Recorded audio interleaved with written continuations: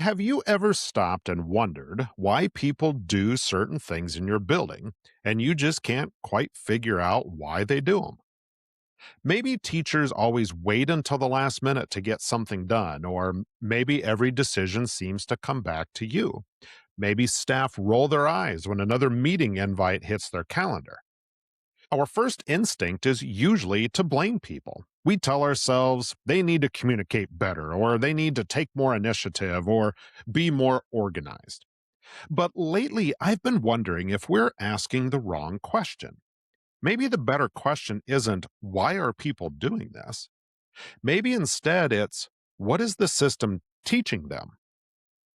That thought has been bouncing around in my head ever since last week's episode. We talked about the master schedule and how it's really more than a schedule, it's a reflection of what we value as a school or a district. After I finished recording that episode, I kept coming back to the same idea. Maybe it's not just our schedules that communicate our values. Maybe every procedure does. I think sometimes we underestimate just how much our procedures shape the culture of our buildings. When we think about culture, we usually think about mission statements, relationships, trust, all of those really important things. But if we're honest, that's not what people experience every day. They experience our procedures.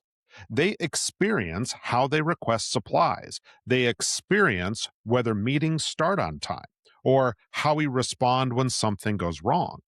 They experience what happens when they bring a new idea to us. And those everyday moments quietly teach people what it's really like to work in our schools. Take collaboration, for example. I don't know many schools that would say collaboration isn't important.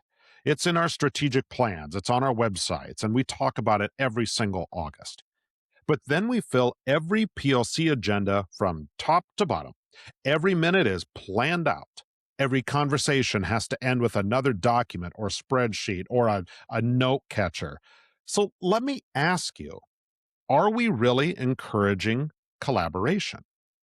Or are we encouraging compliance? Because those are two very different things.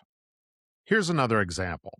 We tell our principals and teacher leaders that we want them to make decisions. We want them to lead. We want them to solve problems. But then every exception has to come through us at the district office. Every decision needs one more approval.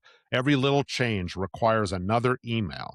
And eventually, people stop making decisions. Not because they can't, but because we've unintentionally taught them that waiting is safer. It's not really a people problem, that's a systems problem.